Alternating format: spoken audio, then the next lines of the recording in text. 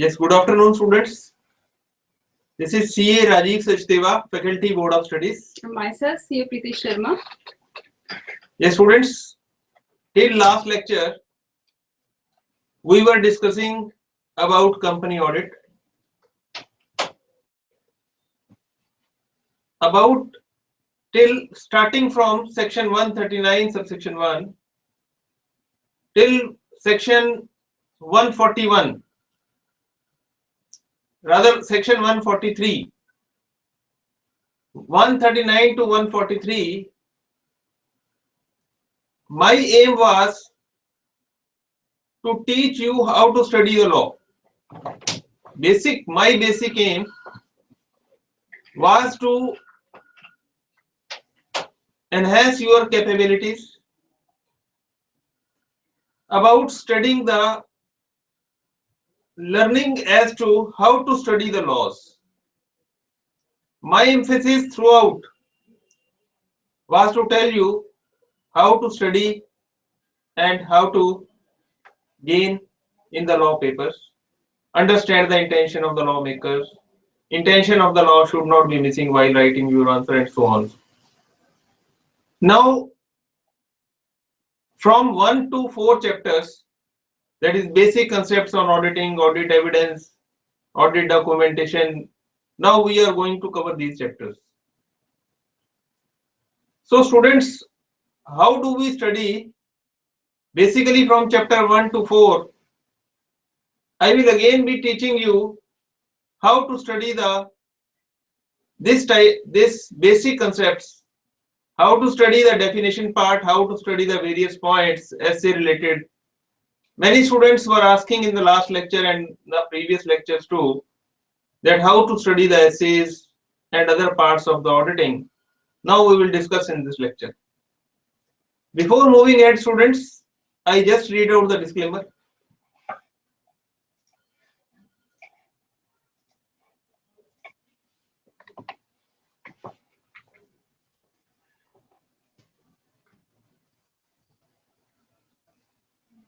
Yes, students, you are advised to refer to the study material, institute study material, and other relevant legislation for latest provisions amendments required for forthcoming examination. Okay, students, please note that the relevant notified sections of the Companies Act 2013 and other legislative amendments, including the relevant notifications, circular, rules, guidelines, which are issued by the relevant regulating authorities applicable for May 2016 examination. The cutoff date will be 31st October, which means any of the notifications issued by the regulating authorities up to 31st October 2015, which are relevant for the auditing subject, will be applicable for your May 2016 examination. Okay, one more thing. The CARO 2015 issued by the MCA on 10th April 2015 is applicable for your May 2016 examination. Here note, the CARO 2015 has 12 provisions which are very well discussed in our chapter 7 of study material. You may refer our study material and practice manual also, where the question based on these provisions of CARO is very much given. Okay, so further we have received some of the queries via online queries. Actually, query that is what are the applicable changes to auditing for May 2016 examination. Okay, these are actually, you need to refer the list of pronouncements very well hosted on the website, and then these are very much published in our students newsletter. You can refer that. Further, there are certain changes which are given in our RTP academic update part, you need to refer. And then there are many updates like ceiling on number of company audits, and then companies cost records and audit rules, and then guidance note on audit reporting under section 143(3) F and H of the Companies Act 2013. So these are the changes you need to refer for your May 2016 examination. Further, one more query we have received about please explain section 140 subsection 4 and then section 141 3D1. Well, we have already covered these sections in our previous lectures, but I'll just summarize here. Section 140 basically deals with the removal of the auditor or resignation of the auditor or giving of a special notice by the company. So basically, subsection 4 is on giving of special notice by the company for passing of resolution for appointing a person other than the retiring auditor. Other than the retiring auditor, which means here the retiring auditor is not the one who has completed his tenure of 5 years or 10 years, as the case may be. So one more provision is also there where the auditor is given reasonable opportunity of being heard. That is, the auditor may give his representation which needs to be read out at the meeting if it is not conveyed to the members. So this was section 140 subsection 4. One more section the student is asking about the section 141 3D1. Section 141 is basically talks about the disqualification and eligibility to be appointed as an auditor of the company. So section 141 3D1 actually tells that a person is disqualified to be appointed as an auditor if that person or his relative or the partner or partner of that person is actually holding securities of that company or subsidiary of that company or holding of that company or associate company actually. So the person is actually not allowed to hold securities of the company. But an exception is also given to the relative, that is the relative of the person is allowed to hold securities for the face value not exceeding rupees 1 lakh. Please note the amount of 1 lakh is of face value, not the market value. Okay, then another query we have received is how to present answers in the examination. Okay, this actually depends on what kind of question you have received. Like we can get two types of question. One is straightforward question and another is case study based question. So in straightforward questions, you need to write your answers point wise. You may write the heading of the answers and then elaborate the same. And another type of question is a case study based question, which will be asked in your company audit. Then you have to write the facts of the case. Please note the facts of the case should not be in the question language, which means you need to write the fact of the case in your own language. Then you may write the provisions, which provision is actually applicable to that question. Like the essays may be attracted to that question, like accounting standards may also be attracted to the question. Any provision of the Companies Act may be attracted. So you need to write all the provisions all together, and then you may conclude the answer based on that fact of the case and then provision. You can also refer our practice manual, where you may get the pattern of writing answers in the examination. So this was the answer to your query on how to present the answers in the examination. Okay. Yes, before moving further, now I move to online queries, if any.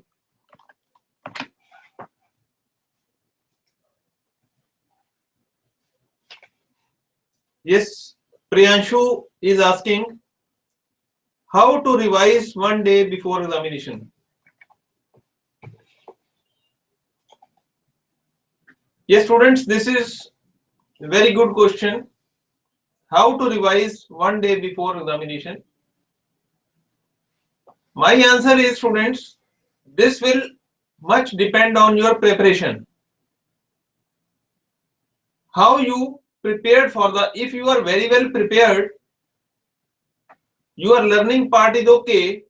Learning of the company's act provisions, learning of the definition part, as I will explain in this lecture today, and you did your learning on the points, and each and every paragraph of the study material was studied in such a manner that you are able to reproduce at least 50% of what you have gathered from the study material.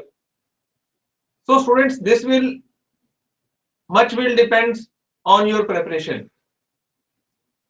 And if you have prepared well,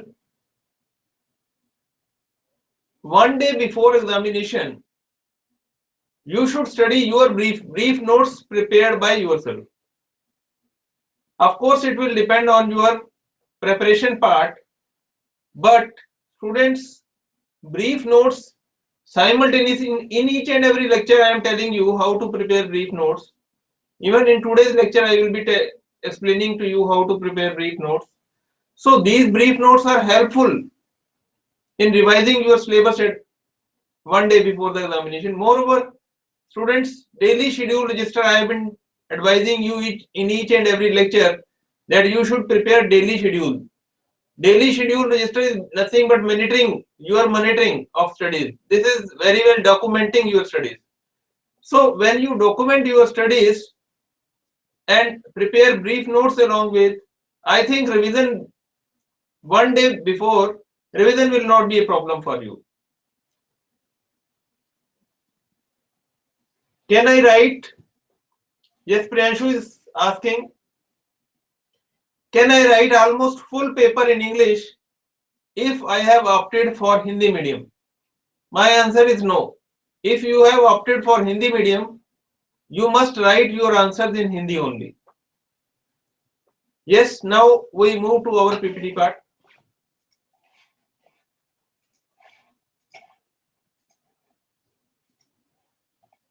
Yes, learning, I have always been emphasizing on learning.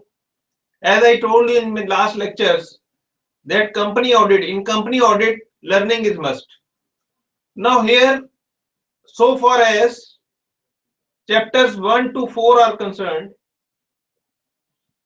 learning will be required only in case of definition. So you need to learn definitions, you need to learn points. So learning is only you after you understand the whole concept, and learning strategies I have been disclosing in each lecture, that 4 times learning leaves a great impression in your mind, and I should say permanent impression in your mind.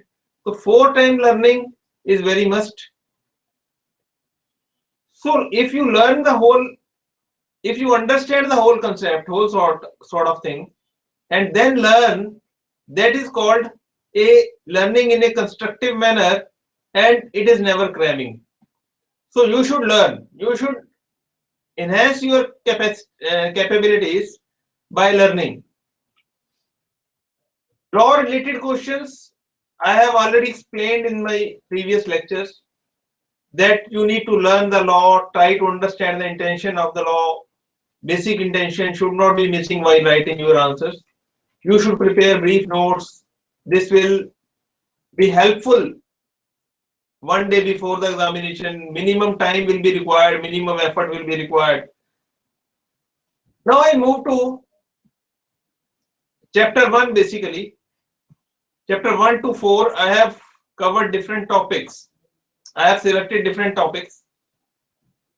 So, basic definition of the auditing. An auditing may be defined as an independent examination of financial information of any entity. It is independent. Thus, here I stress on independent examination. Now, basically, auditing is independent examination of what? Financial statements, financial information of any entity, whether that entity is a partnership firm, it is a company, it is a charitable trust, any entity. So it is independent. Means the person, independent means the person who is auditing is quite independent from the organization he is auditing. So he has got his own entity. He is not an employee. Independence by independent. And you have already studied section 141(1). Section 141, disqualification of auditors, where relative is disqualified, and all that. So students, By independent, by and large here, meaning is that the person who is auditing the entity is a different entity from the organization he is auditing. So an audit is, you need to learn this definition by heart. An audit is independent examination of financial information of any entity. Whether it will not make any difference whether it is profit making organization or not, whether it is profit oriented or not. So non-profit making entities are also subject to audit. Moreover, students, irrespective of its size or legal form, whether it is large entity, small entity, or whatever its legal form may be, when such an examination and the objective, last line is telling about objective of the audit. This last line, we have discussed about the objectives of audit. And objective of the audit is to express an opinion on the financial statements. When such an examination is conducted with a view to express an opinion thereon. Thereon means on the financial statements. So students, in nutshell, an audit is independent examination of financial information, financial statements of any entity, and whether it is a profit making entity or not, and irrespective of its size, whatever be its size or legal form, when we conduct such an examination with a view to express an opinion thereon. So this is how you can prepare brief notes also. An audit is independent examination of financial information, whether it is profit oriented or not. Important points: independent examination, financial information of independent examination of what? Whenever I am saying independent examination, so examination of something will be done. So of what? Financial information of some entity. Entity may be large or small, entity may be profit oriented or not. So here you can link up. It is very important, students, I am telling you, you try to link the, if you get the links, then learning will not be difficult. So irrespective of size or legal form, and the ultimate objective of the audit is to express an opinion thereon. The person conducting this process means the auditing. The person who is conducting the auditing should perform his work with knowledge of the use of the accounting statements. Accounting statements means the financial statements. The person, that is the auditor conducting the auditing, should perform his work with knowledge of the use of the financial statements and should take particular care to ensure that nothing contained in the statements will ordinarily mislead anybody. Means the auditor should give his opinion on the financial statements which is not misleading to the stakeholders. Here the auditor should have knowledge of all the fields related to auditing, that is the accounting field. The auditor should have the knowledge of accounting standards, Ind AS, like we have the new thing introduced by the MCA, Ind AS. He should have the knowledge of all the other laws, allied laws, like the Companies Act, which is very well covered in our auditing, but as well as in law. So he should have knowledge of all the fields: accounting, law, taxation, like excise duty, custom, VAT. He should have the knowledge of finance also, for the purpose of analyzing and preparing the comparative analysis. He should have the knowledge of the information technology tools which the auditor actually used while performing his duty. So all the fields which are related to auditing, not about the auditing but all the other subjects, just like in the case of CA student, for auditing a subject he should have knowledge of all the other subjects also, for the purpose of vouching and verification of the assets or liabilities or the expenses or income. So an auditor is also the part of as a CA student, he should have knowledge of all the fields other than the auditing. For this he can do honestly by satisfying himself that the accounts have been drawn up with reference to entries in the books of account. Means all the entries which are entered in general, he should have been check the accounting are actually posted in the financial statements. The entries in the books of account are adequately supported by underlying papers and documents and by other evidence. Means any of the transactions entered should be supported by the evidences. For example, we can take the example here, like the company has charged tour and traveling expenses in the profit loss account. So the auditor should check whether the corresponding related to such expense are actually there, like you have the ticket you have booked for traveling, and then you have the hotel bills which will be including the accommodation bills, food bills, local transport bills. So auditors should check whether these evidences are actually there or not. If these are not there, then he should carefully examine the expenses.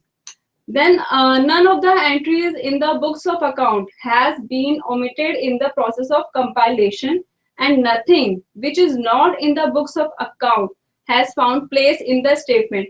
He should check whether any entry is omitted to be entered in the books or account or not. The information conveyed by the statement is actually clear and unambiguous. Means the all the entries should be supported, like it should be clear, and not the bogus entries has been passed which are actually not there in the accounts of the company. The financial statement amounts are properly classified, described, and disclosed in conformity with the accounting standards. Like he should check whether any capital expenditure not booked as a revenue expenditure, like you have purchased that the company has purchased a fixed asset. Okay, then you as a company would be incurring any installation cost that should be included in the cost of fixed asset. But the company, if have charged these expenses as a revenue expenditure, then this is not the correct way of classifying such expenditure.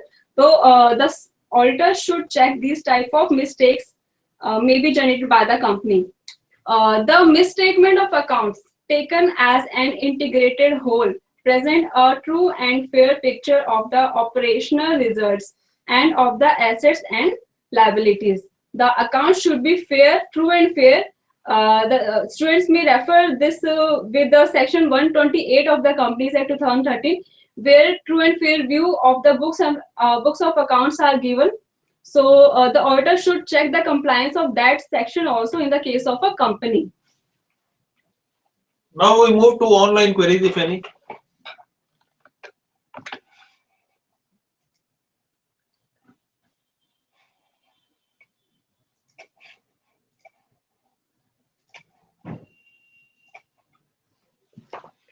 Yes, moving further, students, audit risk. Again, an important definition. Audit risk, it is the risk that the auditor expresses an inappropriate audit opinion. Before going ahead in this definition, students, I would like to explain you that again I am telling you how to study basic audit, basic concepts in auditing. The definition part is very important, I tell you. So you learn the definitions. Whatever definitions are there you find in your book, you must learn those definitions. And then it will become backup. This will work as backup. And that backup you will use while writing your answers. This is the basic objective. So students, you should prepare. And in the first 4 chapters I tell you, you should learn the definition part and points. As Preeti was explaining to you these points. So these points are very important points, very linking points. If you see the 6 points are interlinked. So try to learn those points, try to make a link, and then once you establish the link, by just recalling one point, you will be able to recall all the 6 points. So she has explained to you the entire 6 points with examples, and try to devote time, sufficient time over a topic, so that when you devote sufficient time over a topic, that also students help in, you see, that make the things very much permanent in your mind. So you should learn. My message to you is, you should learn very slowly. So audit risk is the risk, coming back, it is the risk that the auditor expresses an inappropriate audit opinion. So it is the basic risk. Audit risk is a risk. Now, as an auditor, my risk, what is my risk? And if you recall from the definition, I explained to you what definition of the auditing. In that definition, students, the ultimate objective of the audit is to express an opinion on the financial statement.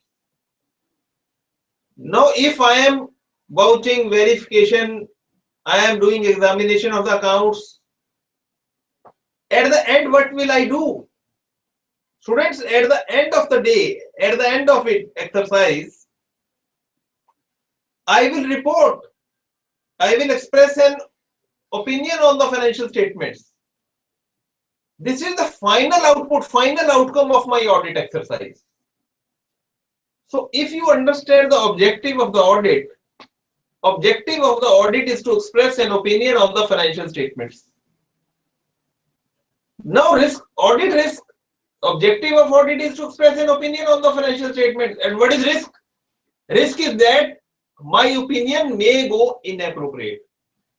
Risk is that the auditor expresses an inappropriate audit opinion when the financial statements are materially and when I will express inappropriate audit opinion, when the financial statements are materially misstated.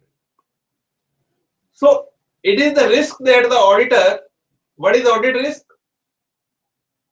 It is the risk that the auditor expresses an inappropriate audit opinion. So I may express an inappropriate audit opinion when the financial statements are materially misstated. So if you analyze this definition, this is the definition. You should learn by heart. And 4 times learning is must. You learn it today, then next day, then after 1 week, and then after 1 month. This is the entire exercise of learning. So audit risk is a function of multiplication of risk of material misstatement and detection risk. This you will understand slowly. Once you understand what is the risk of material misstatement, we will explain. So second line, this from audit risk to this I will explain you later on. Now you till this stage you learn from up to this. It is the risk that the auditor expresses an inappropriate audit opinion when the financial statements are materially misstated. So it is the risk that the auditor expresses. Basic of this definition is audit risk is the risk that the auditor expresses inappropriate audit opinion.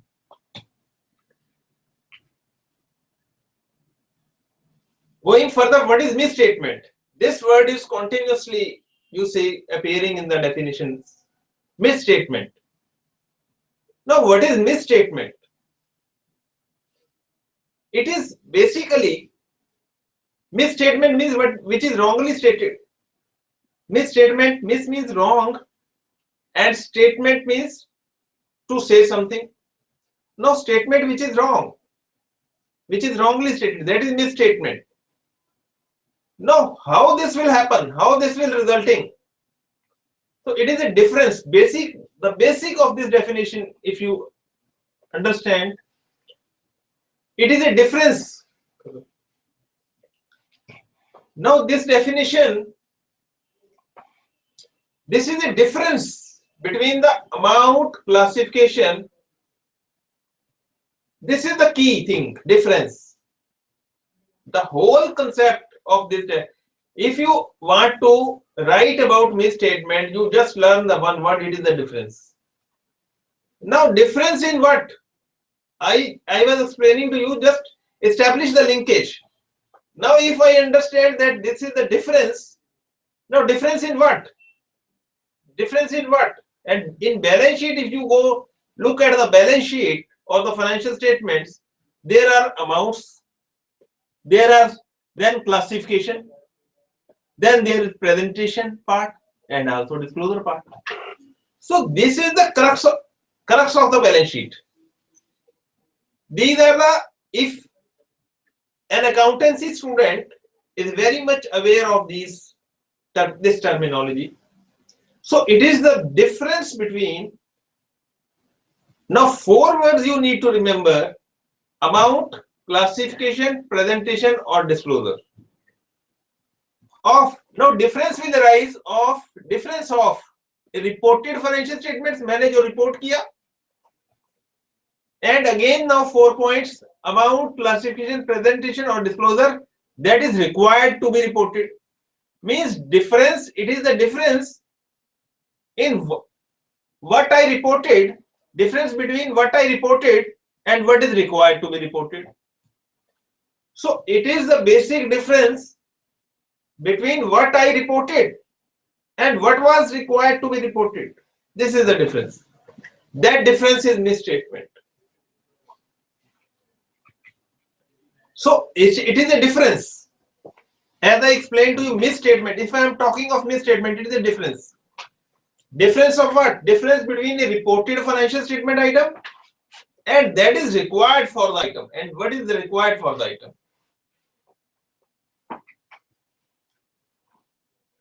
One more thing, as Rajeev sir explained you, I would like to add one example which I already explained you earlier, like that the purchase of asset and then the installation charges. In that case, the installation charges were actually a capital expenditure, but the company transferred such expenditure to the revenue account, which is actually a kind of misstatement due to error. So this is the example of misstatement. And when the auditor expresses an opinion of whether the financial statements are presently fairly in all material respects or give a true and fair view. Here we are talking about when the auditor is actually expressing an opinion after conducting his auditing process. So misstatement in this case also will be including those adjustments of amount, classification, presentation, disclosure that in the auditor's judgment are necessary for the financial statements to be presented fairly in all the material respects or to give a true and fair view. Which means if any of the adjustment has been skipped from the audit reporting purpose, then that adjustment will also be amount to misstatement in the case of audit reporting. Look, misstatement also include those adjustments of amount, classification, presentation, disclosure that in the auditor's judgment are necessary for the financial statements to be presented fairly in all material respects or to give a true and fair view. Now we can interlink the misstatement along with the detection risk. But before that, we will continue with the risk of material misstatement. Yes, students. Very important term, I tell you. The terms which we are explaining to you, this terminology you should. This will work. Believe me, this will work as backup. Just create a backup in your mind and backup of definitions, I tell you. This is a key strategy for first 4 chapters. If you are able to learn the definitions, then your 50% of the problem will be solved, I tell you. So make that reserve of definitions. Make this a backup in your mind. So till now we have explained you definition of audit, audit risk, misstatement. These are the definition I am telling you. Then risk of material misstatement. It is the risk that the financial statements are materially misstated prior to audit. Now this is the definition. Again, this definition has to be added to your backup. So risk that the financial statements are materially misstated. And misstatement, you know what I explained to you earlier, what is misstatement. So students, it is the risk that the financial statements are materially misstated prior to audit. Now, important words here are prior to audit. Here the keywords, if you ask me really what is the keyword in this definition, keywords are prior to audit. As it is clear from the title itself that risk of material, this is a risk that the financial statements are materially misstated. This is also contained in the title itself. Now you have to add additional words prior to audit. Risk that the financial statements are materially misstated prior to audit. So this is the risk of material misstatement. Now, as it is clear in the diagram prepared by Preeti, so you can very well see that this consists of two components. Two essential components are there. One is inherent risk and one is control risk. So this is the definition of risk of material misstatement. This is how you can prepare the brief notes also. Learn, then write. Try to write also. So if you learn, write, then learn, again learn, and 4 times learning plus 2 times writing also, that will give you immense confidence, I tell you. So it is the risk that the financial statements are materially misstated prior to. This is risk of material misstatement. That the financial statements are materially misstated prior to audit. Keywords are prior to audit. Now, inherent risk. What is inherent risk? It is explained here. Inherent risk is the susceptibility of an assertion. This is susceptibility. Susceptibility of an assertion. Susceptibility means possibility. Assertion means a statement. So, possibility of a assertion. Assertion means to say something. Assertion is always by the management. About what? Now, if I am stating something, there is an assertion. It means assertion has to be about somebody. So, about what? This is how you can establish the linkage. So, about a class of transaction, about the account balance or disclosure. The susceptibility of an assertion about a class of transaction, account balance or disclosure, that it could be misstated to a misstatement. That could be material, of course. The definition, if you see, it is complete at this stage. Now, there are adjectives which could be material either individually or when aggregated with another misstatement before consideration of, and last keywords before consideration of any. If you ask me what is inherent risk, keywords are before consideration of any related controls. Means which is quite inherent, risk which is quite inherent. So I will explain to you also by way of example also. This is what inherent risk is. Inherent risk, this is the strategy of preparation of notes also. Susceptibility of an assertion about what? About a class of transaction, about account balance. Once you learn, it will give you backup, I tell you. And learning is very must. There is no substitute of it, believe me. So susceptibility of an assertion about a class of transaction, account balance or disclosure to a misstatement. before consideration of any related controls. So this is the this line which I have marked in red, before consideration, these are the keywords, before consideration of any related controls. So inherent risk, in other words, देखो, this is the other way of presentation. Words are the same, of course. This is the other way of presenting. So susceptibility of an assertion about a class of transaction, account balance or disclosure to a misstatement before consideration of, I tell you, before consideration of related controls. These are the keywords. For example, technological developments. So there is always a risk that technological developments will make the existing things outdated. So if that happened, that is inherent risk. So if technological developments make a particular product obsolete, how will it impact the financial statements? That will cause inventory to be more susceptible to overstatement. My inventory will be overstated. So this is the example of inherent risk. Moving further, students, control risk. Risk that now, as it is clear from the title itself, control risk means control is there, but risk is also carried along with. That is the control risk. Means controls are there. It means controls might be there, but controls have their own limitations too.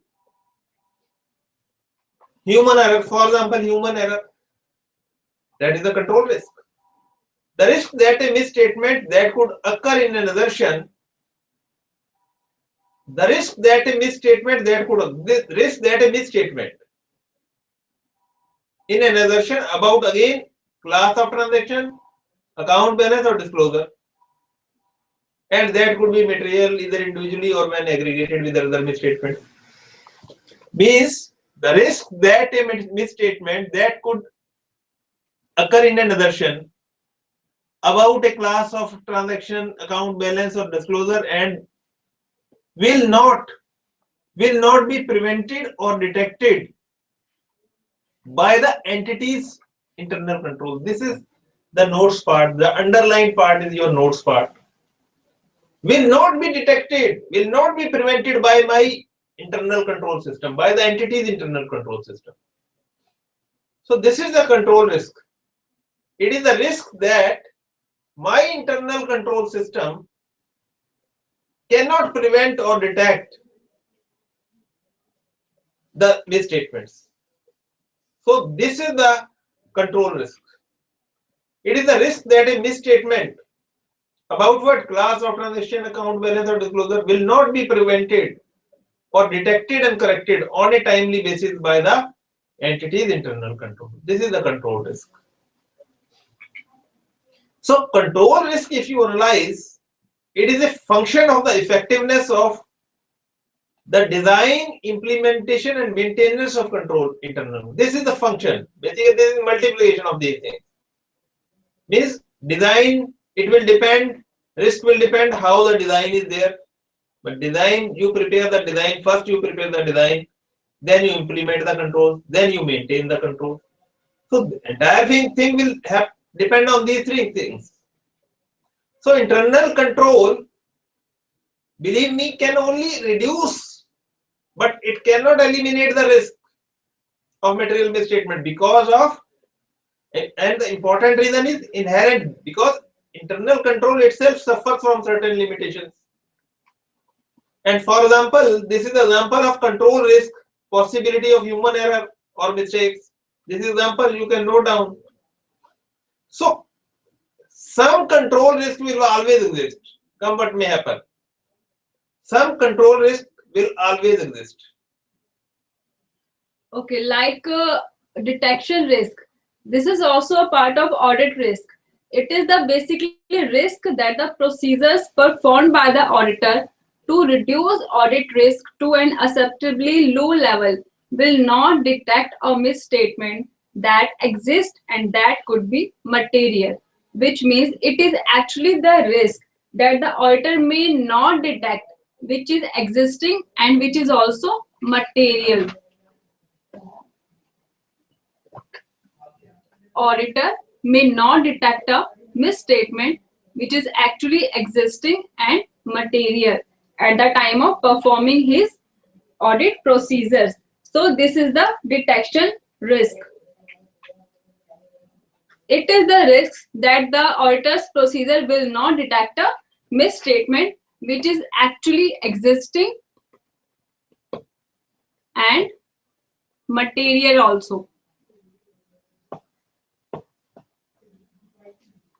So, okay, next, professional judgment. It is the application of relevant training, knowledge, experience within the context provided by auditing. Here, it is all about process of forming an opinion to do something or to take any action during the course of auditing. Here we can relate a professional judgment with the training. Training, his knowledge and his experience. Experience, you can relate this with the personal experience also.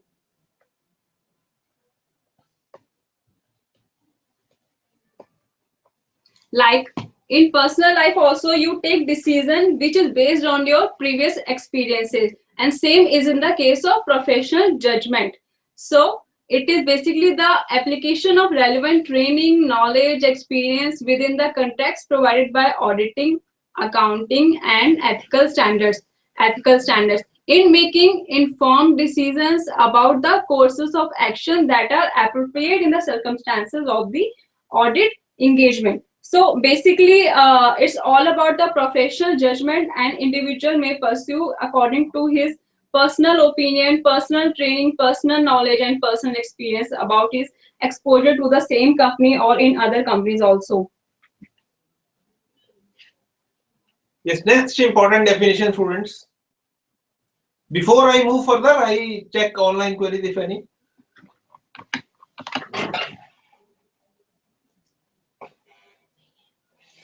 Yes, we move to PPT part.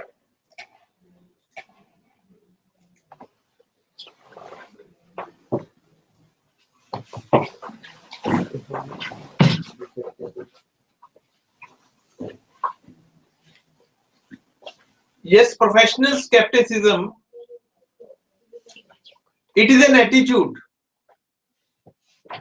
Now, this is, students, if you look at what I am going to teach you, basically, I am explaining to you the definition part, basically, so that you are able to appreciate the concepts, understand that, learn that, and that acts as backup.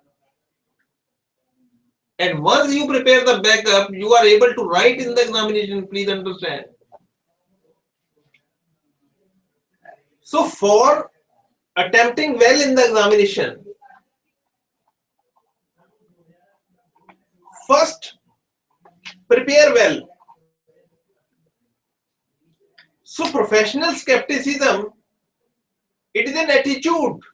If you ask me one word, so it is an attitude. Now, if you want to learn what is professional skepticism, learn one word is attitude. And once it strikes your mind that it is an attitude, subsequently, that includes a questioning mind also.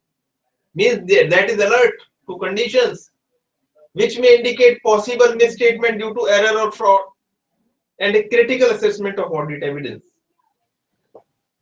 So about professional skepticism, I should say it is a quality basically. It is an attitude of the auditor that will matter. And that includes a questioning mind. And I am also alert. I am alert to the conditions prevailing which may indicate possible, and conditions may indicate. I am alert to the conditions, and conditions are indicating possible misstatements, and misstatements may be due to fraud or error. This is how I am linking upon. And also important point is I will critical assessment of audit evidence is there. So students, Professional skepticism is an attitude that includes a questioning mind which is alert to the conditions which may indicate possible misstatements due to fraud. There may be fraud, there may be errors, and also critical assessment of audit evidence. So it is an attitude that includes the questioning mind. Another important definition, students, reasonable assurance. So you come across these words while studying the various chapters. Reasonable assurance is about auditing. I can say it is a reasonable assurance. And reasonable assurance is a high level of assurance, I tell you. It is high level but not absolute assurance. Why it is not absolute assurance? Because there are inherent limitations of the audit. That is why I cannot say that it is an absolute. It is not a complete assurance, I tell you. It is not 100% assurance. So it is only a reasonable assurance. Reasonable assurance is a high level of assurance, but not absolute assurance. Why? Why? Because there are inherent limitations of audit. Okay, one more important definition we have is about fraud risk factors. Fraud risk factors is actually an event or condition or a situation which may give management an opportunity to conduct or commit a fraud. Here, I would like to add one example, like the value of an asset, which is very high volume, but the size of that asset is very small. Then there is scope that the asset may be stolen from the organization. So this is a situation where the management is actually taking an opportunity for conducting or committing fraud. Okay, one more example I can add here is transaction between the related party. Here the sale and purchase of transaction may be at the prices which is actually not at the prevailing market prices. So fraud risk factors is basically an event or condition or situation that indicate an incentive or pressure to commit fraud or provide an opportunity to commit fraud, as I already explained you with 2 examples.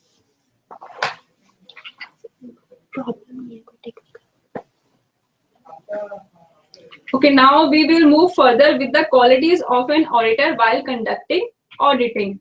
So, auditor is basically, as you already know, an auditor is appointed for the auditing of the financial statements of a company.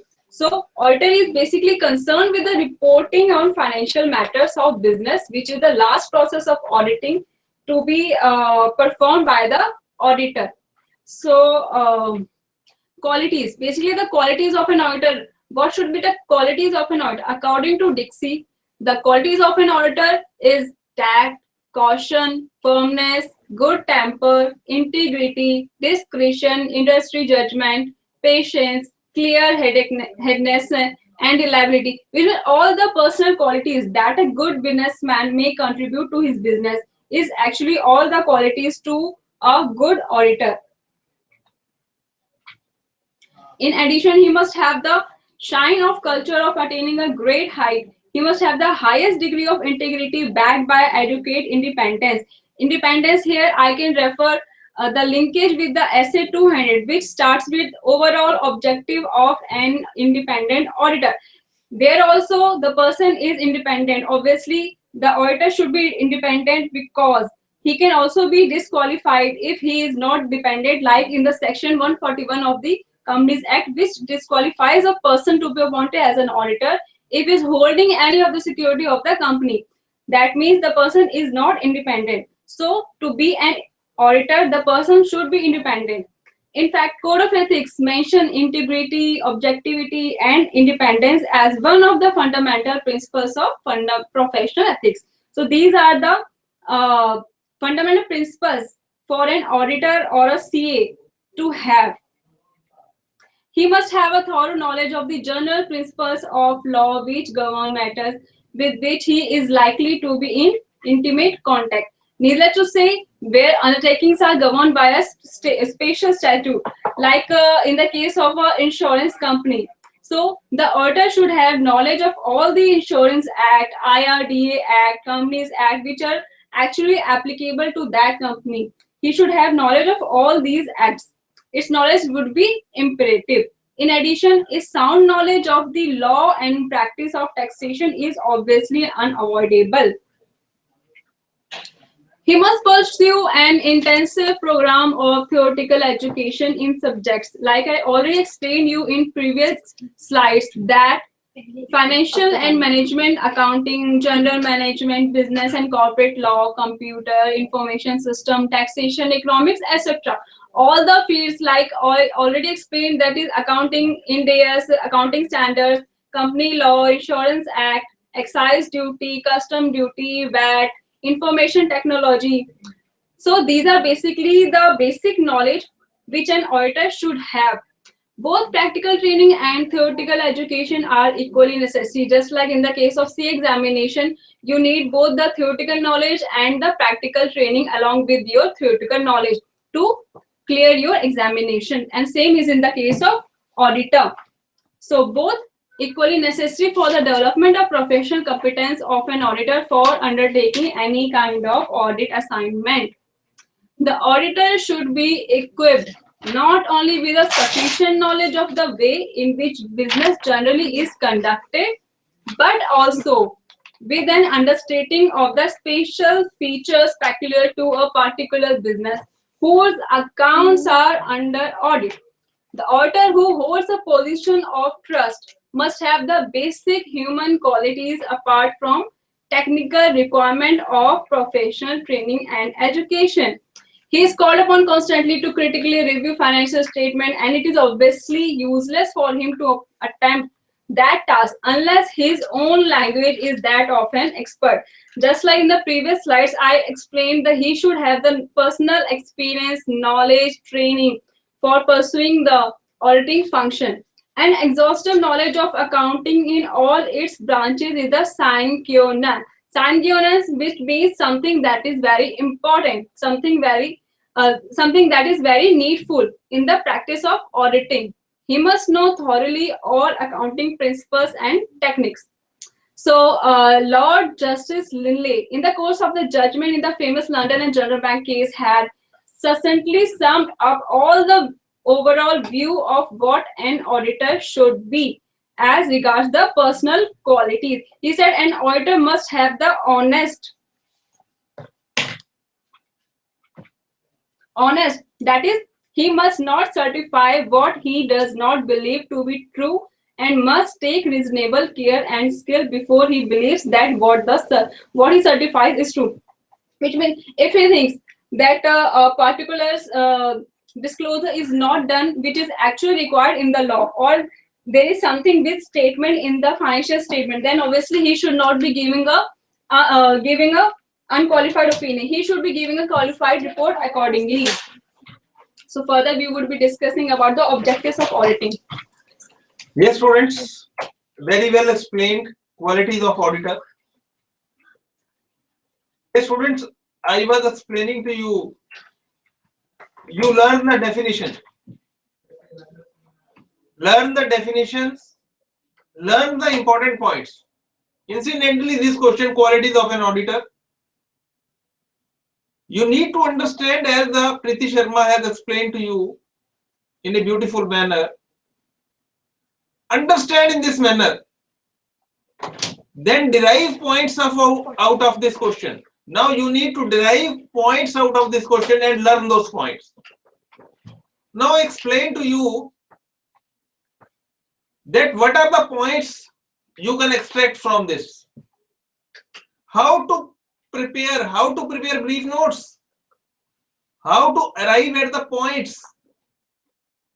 Now first point is, as Preeti Sharma explained to you, the qualities according to Dixie. Dixie has explained tact, caution. Now first point is qualities as explained by Dixie. This is the first point you should learn. Learn the points only. tact, caution, firmness. These are the internal. This you read out. Just read out, understand. Now, from examination point of view, in short, all those, these are the personal qualities. Dixie has explained only personal qualities. Tact, caution, firmness. These are the personal traits basically that go to be a good businessman. So qualities of Dixie is the first point. Second point is integrity. Second point is integrity and independence. Now second point is over. And principles of code of ethics. Integrity, objectivity and independence. Second point is over. So first point, if I recall, first point is personal qualities as explained by Dixie. Second point is independence. Third point is, now for a chartered accountant, for an auditor, knowledge of law is must. So third point is knowledge of laws. This is how you should drive the point and learn these points only. Internal material, just read out the internal material in such a manner as Preeti Sharma was explaining to you in a beautiful manner. First understand the whole sort of thing, then derive important points as I am explaining to you. And this is how you can prepare. And what you understand, try to make it sure yet that you are able to explain at least 40% of the material you gained. So knowledge of laws, this point is knowledge of laws. Auditor should have knowledge of laws, different laws, income tax law, indirect excise law, as Preeti was explaining to you. Now fourth point. So this is the same similar point, knowledge of laws. Now fourth point is knowledge of accounting related subjects, knowledge of accounting, management accounting, taxation, economics, laws, computers. So accounting related general knowledge, accounting related subjects, knowledge of accounting related subjects, costing, accounting, FM. Now fifth point. Human qualities. He should have the human qualities apart from technical requirement. So human qualities. Fifth point. Next point is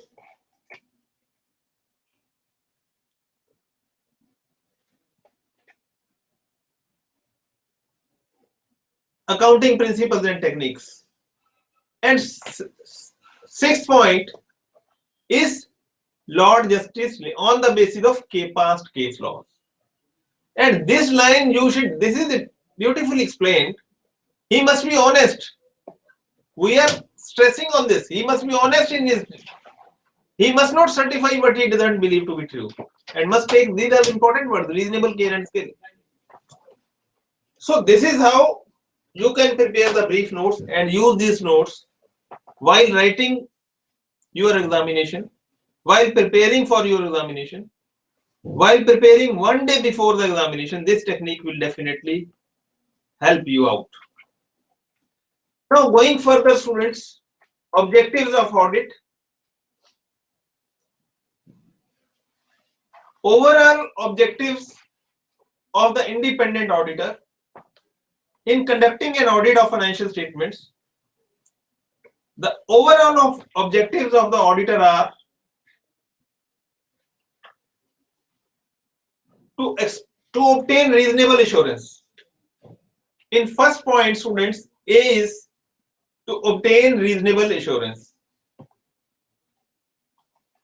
Objective of audit, as I told you, the end objective of audit is to express an opinion on the financial statements.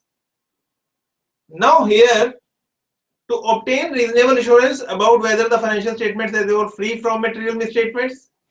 Now these, each and every word I have explained to you by way of definition. From material misstatement, financial statements you all know.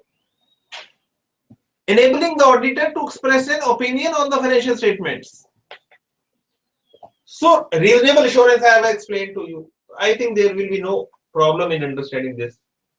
So objective of audit is to obtain reasonable assurance about whether the financial statements as a whole are free from material misstatements, and thereby it will enable the auditor to express an opinion on the financials. This is how you can prepare the brief notes. And to report, I know my opinion is there. Now I will express my opinion through report.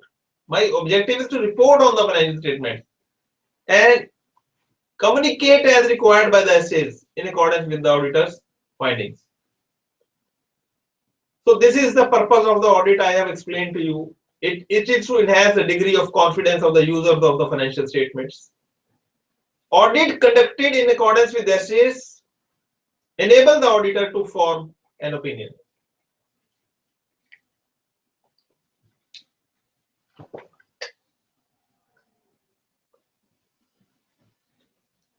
Yes, students, now we move to online queries, if any.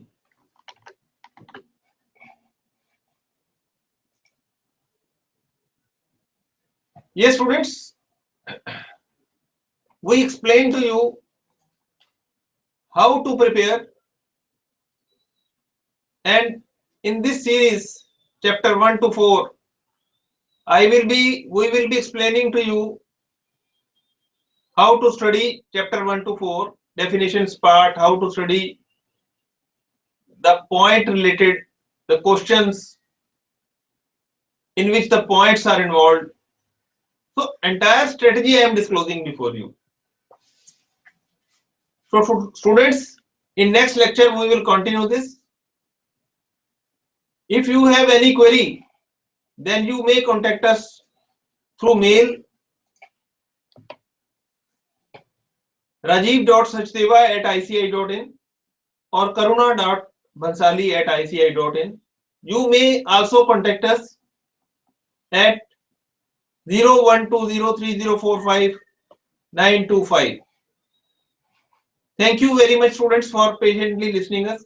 Thank you very much. Thank you, student. Thank you.